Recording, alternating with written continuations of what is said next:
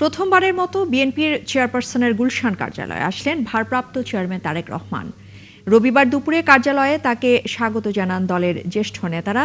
তাদের সঙ্গে বৈঠকে দেশ নিয়ে পরিকল্পনার কথা আলোচনা করেন ঢাকা ট্রাফিক ব্যবস্থাপনা এবং নগর পরিকল্পনা নিয়েও।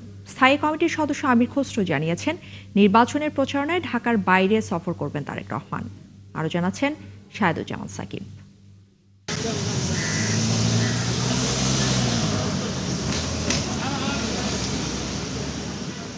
দীর্ঘ ১৭ বছর পর দেশে ফেরার ৩ দিন পর বিএনপি চেয়ারপারসনের গুলশান কার্যালয়ে আসেন ভারপ্রাপ্ত চেয়ারম্যান তারেক রহমান।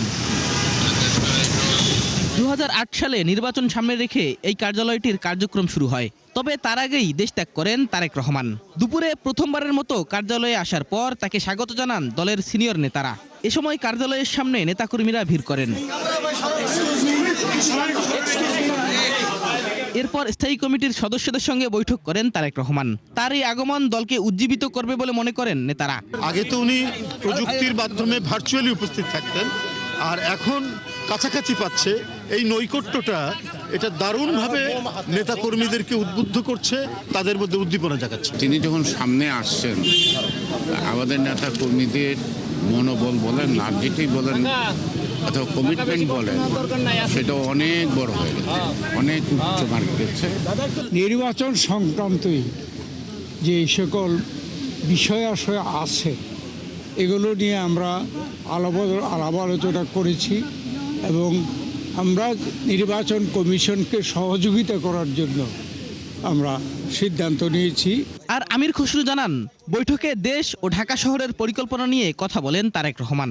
নির্বাচন সামনে রেখে ঢাকার বাইরে সফর করবেন বলেও জানান তিনি।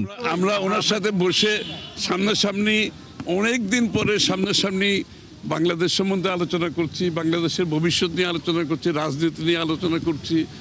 এখন তো বেশিরভাগ সময় ওনাকে কাটাতে হবে বাংলাদেশের প্রত্যন্ত অঞ্চলে, বিভিন্ন জায়গায় ওনাকে যেতে হবে। তো নির্বাচনী কার্যক্রম শুরু হয়ে যাচ্ছে, তো সুতরাং উনি অফিসে যে হয়তো বেশি সময় বাইরে দিতে হবে, জনগণের কাছে যেতে হবে।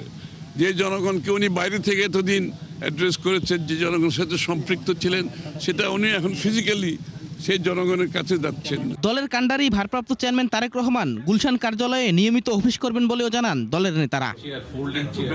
শাহেদুজ্জামান সাকিব, ৭১, ঢাকা।